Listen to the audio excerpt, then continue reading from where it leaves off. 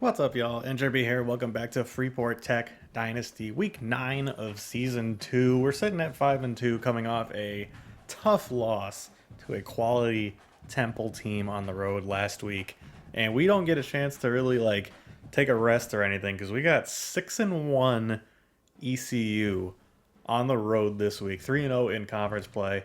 I was looking at their schedule beforehand, and they don't have any impressive wins necessarily. I mean, they smoked an FCS school, beat App State by 2 scores, beat Fresno State by 2 scores, lost to Texas A&M. So their one loss was to a Power 4 school. Granted, A&M is 4-3, but I gotta imagine they're a better roster than what ECU is sporting. And then North Texas, they smoked on the road, beat Tulsa by 8 on the road, and then beat UTSA, a bad UTSA team, at home only by 6. So kind of a weird schedule for them this year in terms of their scores, but clearly they're a quality team because they're 6-1. So I do not expect them to be a pushover or anything like that. We do have some recruiting stuff to do. I have points available, so I have 110 hours currently at my disposal. And as we saw in the last episode, Afa Bacon, the dual threat athlete from Compton, we offered him a scholarship. Didn't move the needle for him at all, so we're going to have to actually put points into him if we want to do something with him. But I did want to scout. I could probably take Alonzo Cooks off the board. We're not going after him because we found out he's a bust. Jamal Reed and Josh Navar, however that might be pronounced. I'll learn the pronunciation if he commits. But these two tackles, I showed them, I believe, in the last episode. I did add them to my board. However, they were not...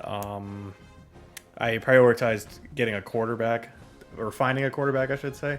So I didn't actually scout them yet, but I will do that now. So I will scout these two guys.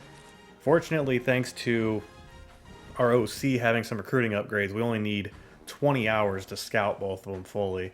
So we'll do that here. So Reed looks good. He's agile, and he definitely looks like it. He's got good run. His finesse and all that looks good. His base blocking looks good as well. 78 run blocking, 72 pass blocking.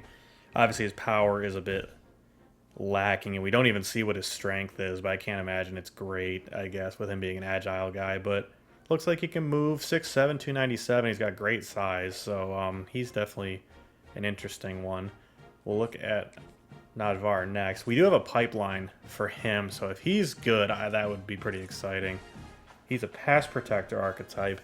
And he certainly looks it. He's got good pass blocking stats all around. His pass block power and pass block are 82 and 81 respectively, and the pass block finesse is 73. The impact block is 75 as well. But his run blocking is not very good at all. So he doesn't look horrifically. He doesn't look unathletic either. His acceleration and agility are relatively close to what Jamal Reed's got there. They both have, so Reed's got silver roller coaster. Najvar has bronze OL rally and bronze winning time. So got some interesting attributes. So here's what we'll do. I will definitely be offering both of these dudes a scholarship at the very least. That leaves me with 60 points between these two and then Bacon, the quarterback. I probably shouldn't do more than, I probably should put 50 points into one of these guys between Bacon, the quarterback, who we looked at last week, because I want to get some needle movement on one of these guys as opposed to spreading my points out and then not getting any movement on any of them. So I guess I just got to kind of decide here. What does our team needs say? So team needs say we need one quarterback and then one tackle. So that's super helpful. We do have Davis, who was a freshman that we recruited last year, potentially at left tackle, and Esposito is another one. Kirkland, if we can convince him to stick around too, he will be starting at tackle. And then, but on the other hand as well, if you look at the quarterback room, we have Haney ideally for the next 2 years, and then we also have those 2 freshmen we recruited last recruiting cycle, and I would not be opposed to dipping into trying to find another good transfer as well. So I don't know. I'm not sure which of these guys I want to go with. Let's see here.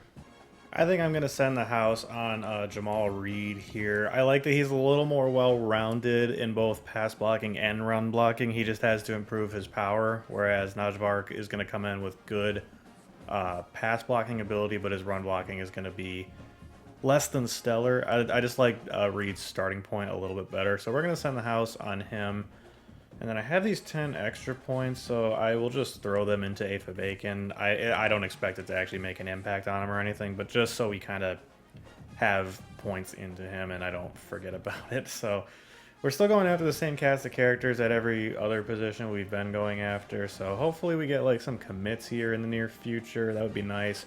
We're still the only school that's after these 2 defensive tackles, so that's very encouraging, particularly for him at corner here. So we'll see if that can hold. McClure, still going after him. And then one position we did, of course, get Cortez Brady committed this past week, which was very exciting.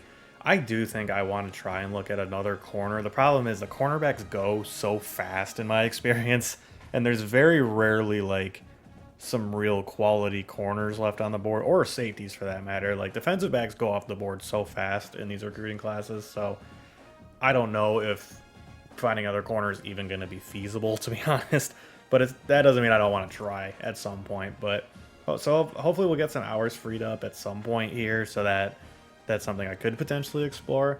But for now, I think these 2 tackles and then Bacon, the quarterback, are probably going to be my next primary targets here, assuming none of these Power 4 schools kind of jump us for them.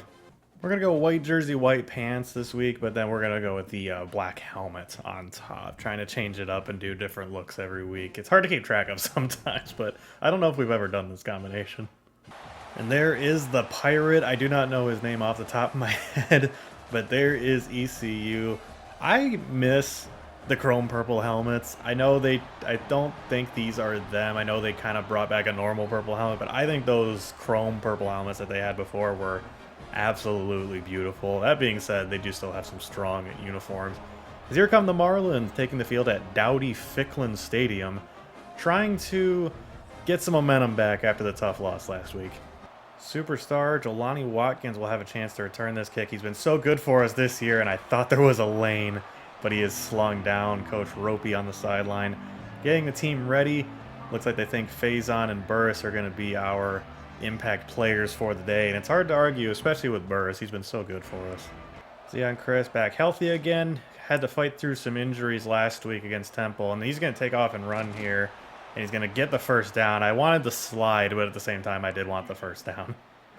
Duke Clark bouncing over to the right side of Chris, and he will get the handoff here, and they did a good job closing it. I thought there was going to be a bigger lane there, but he only gets 5. Fake pitch to Duke this time, and the pass rush gets in there immediately. Chris dropped for a loss of like 8, and it's going to be 3rd and 13. Not the start we were looking for on offense already with a 3rd and forever situation here. Can I get that to Smith? Oh my gosh, Faison almost had it on the redirection, and it falls incomplete, and we're going to have to punt it. Noah Rogers looks like he's the player they're choosing to highlight. 6'2", 206. Has some good size at the receiver position. Gonna need some help from the defense here with the offense sputtering on the first drive. And Dante Carter comes out and makes a nice tackle. Oh goody, a no-huddle team. This time it's a handoff. He's swinging that ball around like LaShawn McCoy a little bit. But you hold him to a relatively short gain. And it's going to bring up 3rd and 5. Let's see if we can get off the field here. And he's going to go down! Sacked by Marcus Burris Jr. There he is, one of our impact players, making his presence felt on the first drive, and we're going to be getting the ball back. Watkins will return it. Has a seam. Can he get the edge? No, he can't. He was cut off, but a return to the 39-yard line is some good starting field position. Clark gets the handoff here. Good hole to run through. And it's going to be a nice gain for Duke Clark, and we're on the right side of midfield already. Clark gets this one again. This time he's actually chased down from behind by the edge rusher, and he's going to lose 2. Play action. Oh my gosh, Watkins. Wide open downfield, and Chris missed him. He underthrew it. And Watkins didn't adjust to it. What the crap was that? That should have been a touchdown. and it falls incomplete. I can't believe that just happened. I have no idea what happened on that play, but it leaves us with 3rd and 12, and we're going to have to try and convert another 3rd and long here. Can we fit that into Watkins? It's batted way up in the air and almost intercepted. Falls to the ground. It's going to be 4th and 12. We're going to have to punt it again. Dang it. Preston took his sweet old time punting that ball. This looks like it could be good. Oh, no. Why didn't it bounce the way it was supposed to? I almost pinned him inside like the 5, but instead it goes into the end zone for a touchback. Drops back to pass, looking over to the right side. Caught. Vic couldn't make the tackle, and he's going to actually get upfield. Breaks another tackle. Jukes past another defender, and he's down at the 37-yard line. That play had no business going that far. With RPO action, Vic comes up and makes the tackle, but Noah Rogers does get 5. Handoff, Nolan all over it, but he does break the tackle. This time a number of others come in. Burris and Vic combined, and it's going to bring up 3rd and 8.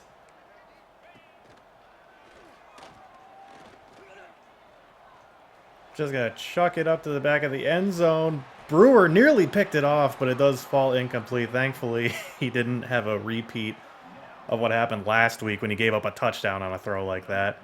And they're going to have to settle for a field goal. This is going to be pretty long. It's going to be like a 52-yarder if my quick math is correct. And that's not going to make it. It's going to be wide right. Had the distance, but just blocked it out to the right. And I don't know what that... I don't know who he's talking about there. Doing the chatterbox thing like that, like a mocking hand. But either way, we are going to get the ball back. Chris with the keeper this time. Oh, dang it. I should have cut that to the left. There was a lot of room out there. Pitch out to Clark. The blocking was horrendous. No one blocked that guy. And it's going to be 3rd and 12 again.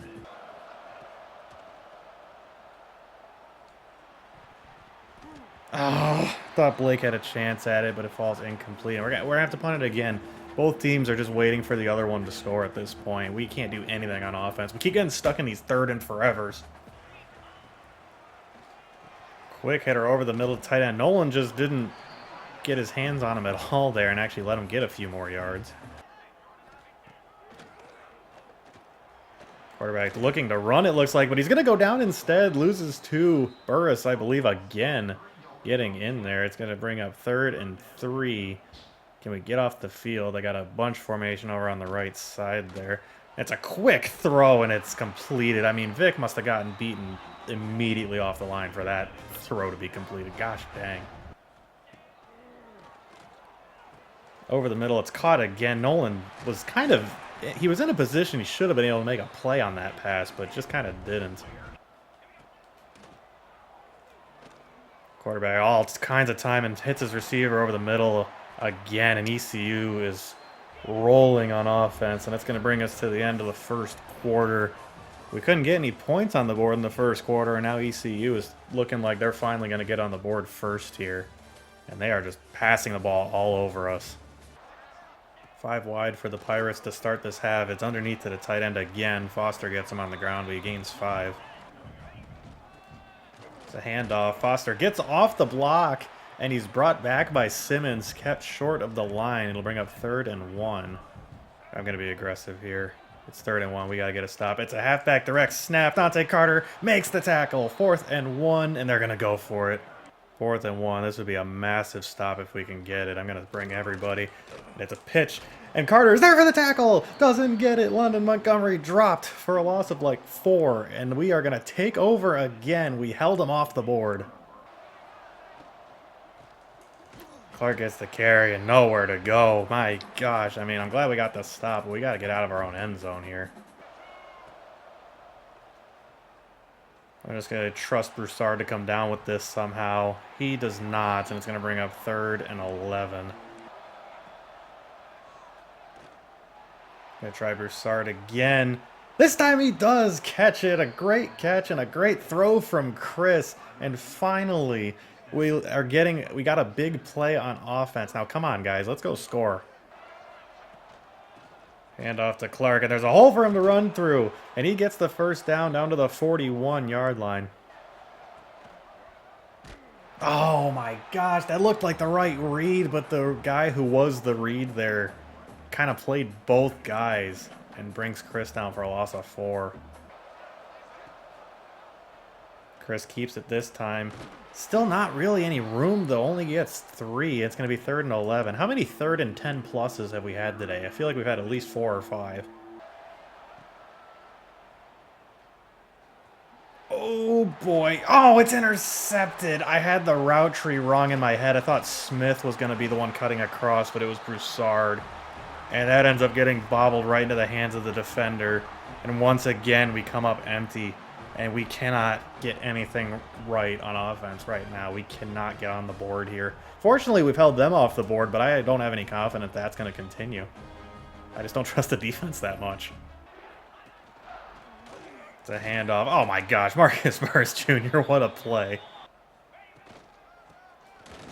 Another handoff. Doesn't go anywhere either. Barely gets to the line of scrimmage. It's going to bring up 3rd and 11. Got to get off the field here in these 3rd and long situations. That's what they've done all day. Is they, whenever we have a 3rd and forever, they get off the field. We got to return the favor. It's going to be a throw out to the left side. Spins off the tackle, but fortunately Vic is there to stop him. They're going to go for this? Are they insane? They're really lining up to go for this on 4th and 2 at like midfield. This is a very dangerous play as Freeney is going to stack him up. He's not going to get it. Another turnover on downs forced by the defense, and we're starting on their side of the field. What a stand by the defense. Paul Freeney ends up making the final tackle along with a few others. Holy crap. Little throw out to Brooks. He doesn't get anywhere back to the line of scrimmage. Flip out to LeCount, and he's got some momentum, and I believe he's got the first down. Yes, he does. 2-minute timeout approaching as well. Other side of the 2-minute timeout. There's no way. We have to score points on this drive. Let's try Watkins on a little jet sweep action here. Oh my gosh, they were all over it, and it's another play that doesn't go anywhere for this offense. And off for Clark. Slips the arm tackle from the defensive lineman. It's going to bring up 3rd and 4. Got Clark. Are you serious? That didn't count as a catch? Are you out of your mind? He basically established himself as a runner, and that they ended up deeming that incomplete. No, I don't want to go for this. I want to get points. We haven't scored yet. It's a 46-yard field goal. We can make this, right? Bishop sends it through the uprights, and finally, the shutout is broken by one of us. We finally get on the board with a nice field goal from Clay Bishop. But gosh dang, this has been a frustrating game. ECU's defense is no joke. I mean, nothing we are running is working right now. Not a thing. We can't run the ball. We sure can't pass the ball. And we're just struggling to get any yards. ECU gonna undoubtedly try and score here. My gosh, Burris nearly had a sack, and the quarterback was able to get rid of it in time, and they call timeout.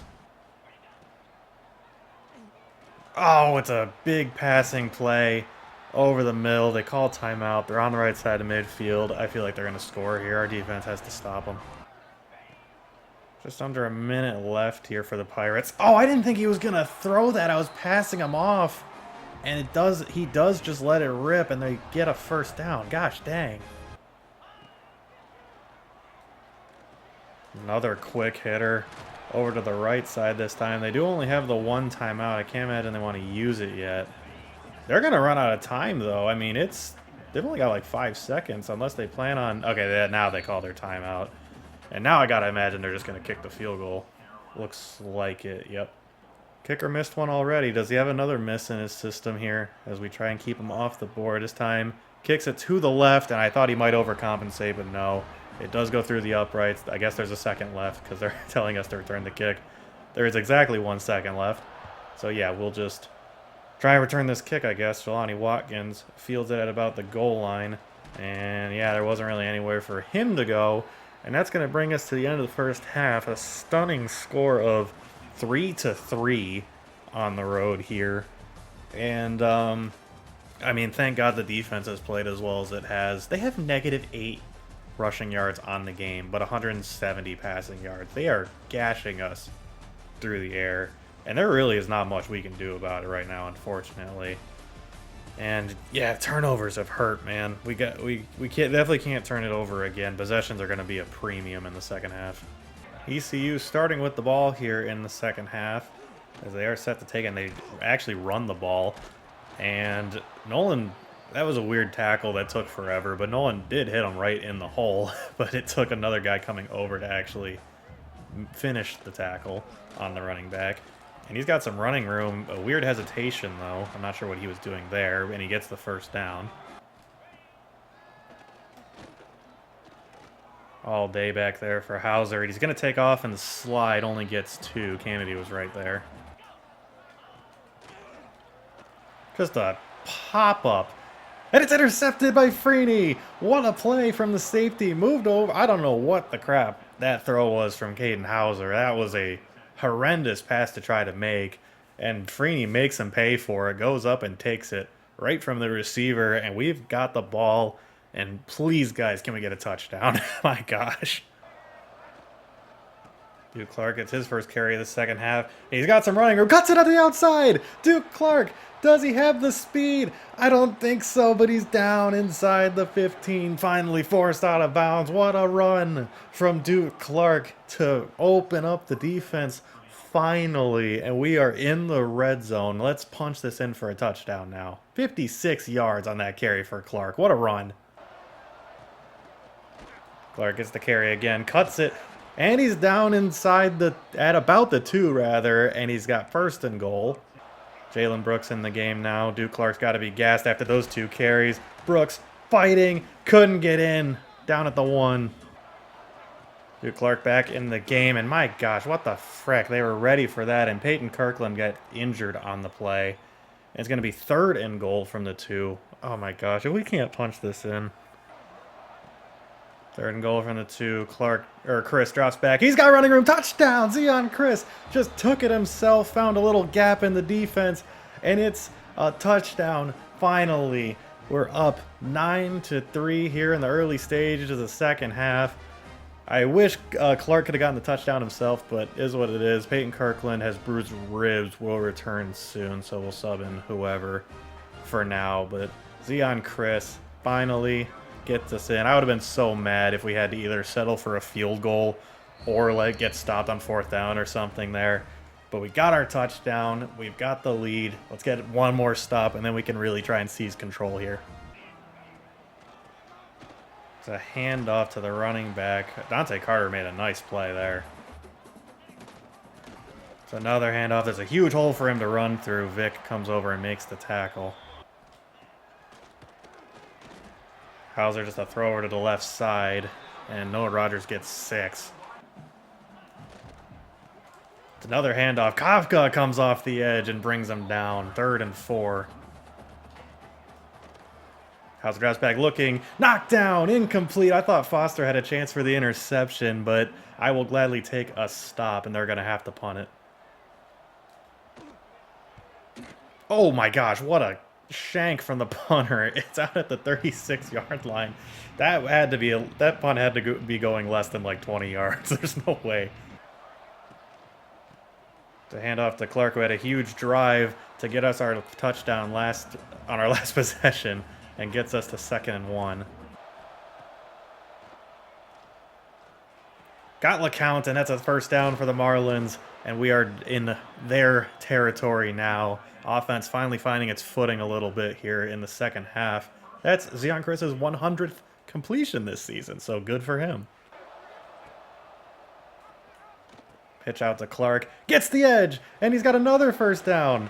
And it's another big run for Duke Clark, who has had himself a heck of a second half.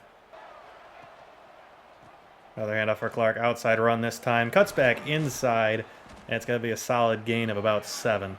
Brooks in the backfield now. Duke Clark getting a much-deserved break. And it's going to be a keeper for Chris, who does get the first down. Ball's on the ground, and it's scooped up by ECU. And Jalen Brooks is able to save the touchdown, but gosh dang it, we just couldn't have too many things go right for us, could we? This game is testing every nerve I have in my body right now, as that is an absolutely gut punch of a turnover. And of course that one wasn't knocked out by Brewer, and they're on hour 44 already. quick hitting pass, and they're going to get about 5. Quick hitting RPO. Vic, get out there, bro. Oh my gosh. 2 guys whiffed on that, and it's going to be down at the 25-yard line for a first down. Oh, there's no one up the middle of the defense, and it's a huge run for the running back down to the 12.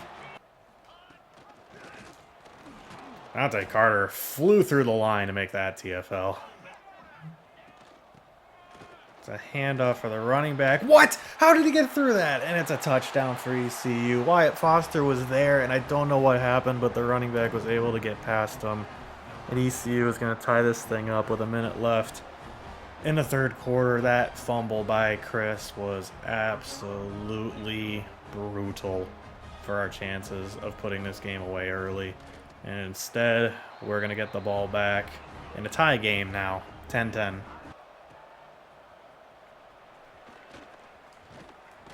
Nice return from Watkins. It looked like there was a seam there, and they kind of closed it, but still, good start. LeCount on the little quick hitter. Oh my gosh, he struck through 2 different defenders and gets the first down. Handoff for Clark. Thought there was a hole there, but he kind of got stuck. Start of the fourth quarter, we're at 2nd and 6, trying to get some momentum back after giving up a touchdown. Duke Clark fights ahead for 4. It's going to bring up 3rd and 2.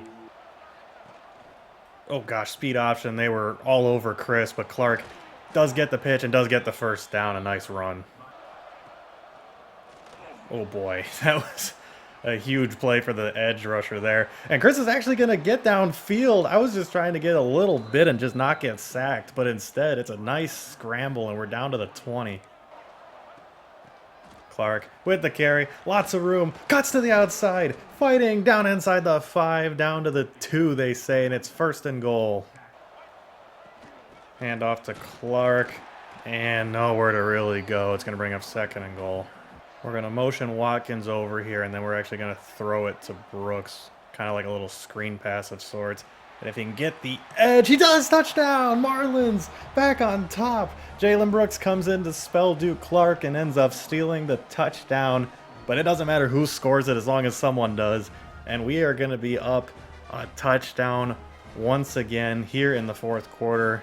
Assuming the extra point goes through, of course, which, as we've learned, is far from a guarantee. But Bishop does knock it through, make it officially 17-10. And the defense is going to have to step up and get another stop for us. This offense just drove down on us with very little issue on their last drive. Vic actually did a good job fighting off that block and stopping that from getting any further. Quick hitter to the left side, and the running back's got a lot of running room. There he goes, down the sideline. Freeney's the last man back, and he's not going to get him. Are you freaking kidding me? It's a touchdown for ECU in 2 plays. That is all it took them to respond, and they couldn't score early in the game. Our defense was playing so well, and now that our offense has given us some leads here, the defense has just become porous, and we're giving up touchdowns like crazy. Here we go again, tie ball game. Got to score to get the lead back. LeCount with a nice catch gets us 6 and gets us started. Foster actually got hurt. I don't know when that happened, but I guess we'll have to sub in his backup for now. Gonna get Watkins some jet sweep. Look, there he goes. He's got some running room there, and he gets us the first down. Brooks back in the game. We're going to throw a screen to him. I don't know what just happened, but somehow we lost 4 yards, and that's freaking stupid. It looked like the defensive lineman actually tackled Brooks through the blocker, which is just unreal. But honestly on par for how this game has gone today. Chris got stuck on Brooks, and I was trying to scramble upfield, and it's going to bring up 3rd and 11. Oh my gosh, we just can't get out of our own way. Bickley on the slant. He's got the first down. How about Antonio Bickley, the true freshman, stepping up in a huge spot. The 2-minute timeout is approaching a little faster than I was expecting, to be honest. We're definitely going to get this play, and I don't want to waste any time, as that one's not going to go anywhere. Brooks kind of got stymied. We officially reached the 2-minute timeout, so that means this is potentially the final drive of the game if we can get things to go our way, and Blake Smith ran a good route to get some separation And it's 1st and 10 from the 34. We're very close to field goal range, if not there already. Jalen Brooks motions over to the right side. We're then going to bring Watkins across and send him on the jet sweep. Blocking opens up nicely. I just tried to get as many yards as I could there, and we're very close to the first down line down to the 25. I kind of want to run some time off because I think we're in field goal range for Bishop already. But I also don't want to run too much time off and end up screwing myself somehow. So kind of in a balancing act, but Brooks gets a huge running lane and he's down to the 10 and ECU calls their first timeout. We can smell the blood in the water right now. It's 1st and goal. We can make them burn their last 2 timeouts. And then, yeah, I think that's going to be the move. I think we need to just run the clock here. Brooks gets the carry, gets tackled at about the 7, but that's okay. I will score a touchdown here if it's there to be scored, because I would much rather have a 7-point lead, but at the same time, I do kind of want to run as much time as possible off this clock. Marquise Taylor in the game. It looks like the O-line's kind of going through it in terms of wear and tear. Langdon Kitchen injured on the play. It's convenient. It does look like it burned their timeout, though, thankfully. Yeah, we're just going to run this one more time, and we're going to be able to run quite a bit of time off this clock before a potential field goal as Taylor... Oh, no. This game is screwing me right now. Another back-to-back injuries for ECU when they need the clock to stop. You got to be kidding me, man. With 45 seconds left, we should be running this down to 5 seconds. But instead, the computer has decided to screw me. I am taking the points because I don't want to get stopped here on the 4th down and end up losing that way. Oh, they nearly blocked that. But Bishop does kick it up and through. We have a 3-point lead, but they have 45 seconds, 42 seconds now, and all they need is a field goal. I can't believe they just had back-to-back injuries to stop the clock. You got to be kidding me. Can we, get them in trouble for faking injuries? Can we do that? All right, here comes ECU. 42 seconds, no timeouts left. Only need 3 points. They throw it over the middle to the tight end. That's going to be short of the line to gain. So the clock will continue to run. Hauser walks up and spikes it. Makes it 3rd and 2 with 30 seconds left. Underneath and caught. Nolan makes a good tackle. Clock will stop momentarily for the chains to move, which they'll be able to use to their advantage here. 22 seconds left now. Quick hitter to the outside, and he barely got out of bounds. 3rd and 3 with 18 seconds left. No, what? Kennedy was right in the throwing lane. Are you kidding me? That should have been a pick. But somehow the stupid receiver was able to catch it. And ECU, I gotta imagine they're in field goal range now. With 8 seconds left. They're lining up for the field goal. You gotta be kidding me. This is a long kick. It looks like it's going to be 52, 53 yards for the kicker who missed one from here already. Mackay Sanders blocked it. It's blocked. It's loose. And it's scooped up by ECU. But they're going to run out of time. That's the ball game, baby. The Marlins hang on and win. Mackay Sanders, the hero of the game, coming off the edge to block the field goal to tie the game. Can you believe that? Oh my gosh. What an insane finish. What a win. A gutsy win, no less. I mean, that was a rough showing for most of the game, particularly on offense. I don't know. Our offense found its footing, at least in the second half, finally. That first half was brutal. And then right when the offense got good, the defense got bad. So go figure on that one. But holy crap, what a win for the Marlins today. I'm in shock. I cannot believe that just happened. What an insane way to end it. Caden Hauser was almost perfect. 21 of 24 on the day. That interception was a huge turning point early on in the second half. And he also didn't throw for any touchdowns, interestingly enough. But yeah, stopping him was tough. Deion Chris, 13 for 20, 124. Good for 65% completions, a touchdown, and a pick. Solid day at the office. The interception was bad. It was kind of on me because I misread the route tree. I threw it to the guy going downfield when I wanted to get it to the guy who was going to be cutting over the middle. And it ended up getting batted around and intercepted. So that's kind of on me. 13 for 20 is not, like, incredible. And I know there's a lot of... I did run quite a few RPOs trying to get some, like... Just get some momentum and get some things to work for us. And it did seem to work. Because Chris did also make some good throws downfield. Rushing, Duke Clark. What a showing. 18 carries, 161 yards. The only thing he was missing was the touchdown. And, yeah, just incredible stuff from him today. He was awesome in that second half. That one drive was basically all him. And it ended, of course, with Zion Chris finally punching it in for the touchdown. He had 9 for 35 on the day. And, of course, the fumble, which that hasn't been a problem for him. So I'm not going to be too worried about it. But, man, that came at, like, the worst possible time. That was the worst way that could have happened for us. We didn't need that.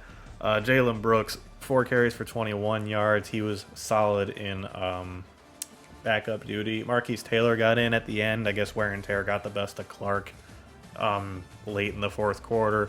And Taylor was 2 for 6 when we were just trying to run the clock out. Receiving numbers. No one was crazy good, but Broussard had a nice catch down the right sideline, 1 for 42. LeCount ended up being a huge receiver for us in this one, 4 for 39. Watkins had 3 for 17. Granted, all of them may have been jet sweeps. I can't really remember. At least 2 of them were. Blake Smith had 1 for 15. Bickley had 1 for 13. Duke Clark had the one drop over the middle. That was pretty brutal. And then Jalen Brooks had 3 for -2, but did have the one touchdown, so that was awesome. Yeah, not much to write home about in the receiving department, obviously. Isaiah Griffin with 7 pancakes, Peyton Kirkland with 5, Tyquan Reed with 3, Dante Corn with 2, Aaron Fenimore with 2, and Esposito with 1, who of course came in for the injured Peyton Kirkland.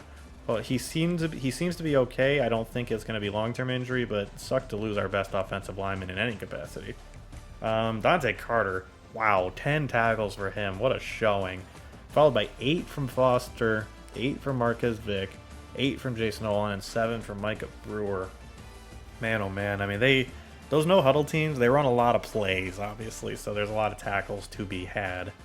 A metric ton of TFLs, 3 for Marcus Purse Jr. at the defensive tackle spot. Dante Carter had 2 himself, which is really impressive for a safety. And then Wyatt Foster, Xavier Kennedy, Marquez Vick, Bryson Goodwin, Chester Kafka, Dimitri Dunsmore, and Jason Olin each with 1. I don't even remember Goodwin being out there. He must have come in when Foster got injured or something like that. Marcus Burris had 1.5 sacks. The one sack he shared with his other defensive tackle buddy, Dimitri Dunsmore. And then, of course, Paul Freeney had the interception right at the beginning of the second half. Marquez Vick credited with a pass deflection. That might have been that one on that third down stop that we had.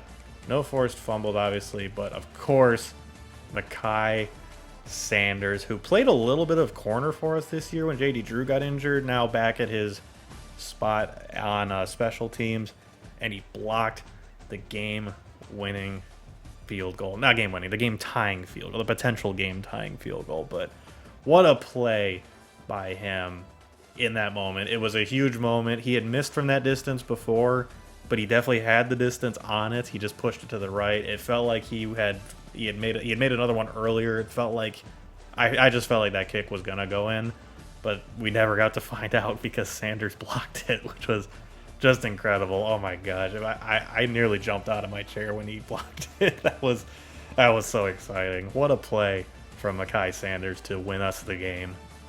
Conference win. Freeport Tech records a key American Conference win after beating East Carolina 20-17. You really couldn't say anything else about that game? That was the best you could come up with? I mean, no mention of the game-winning blocked field goal or anything like that. Yeah, incredible win against a really good East Carolina team. I mean, that team was as tough an opponent as we've had all season outside of, like, Tennessee, obviously. They were very, very talented, but we now improved to 6-2, and that makes us bowl eligible. So we will be going bowling this year in some capacity. Obviously, it's yet to be determined in what capacity. There's 4 games left to determine that. And ECU falls to 6-2, 3-1 in conference play, which is exactly the same as us. So I believe that gives us the tiebreaker over them in the standings.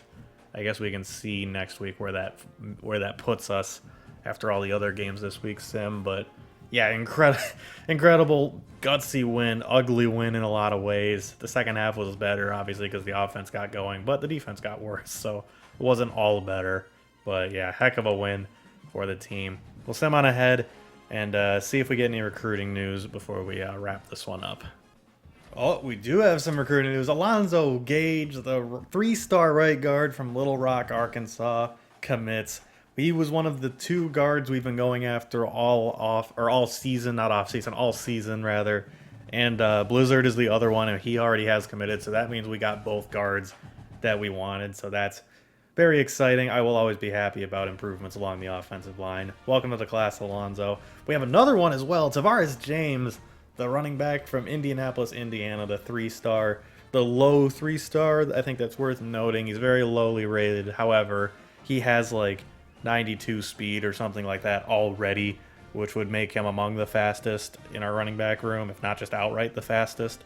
So yeah, I'm very excited about him. He might be more of a developmental project type for us. I don't know how much he'll play as a true freshman, but I'm very excited about adding that speed to the running back room. Welcome to the class, Tavares. And it looks like we do not have a whole lot of other updates in terms of recruiting stuff.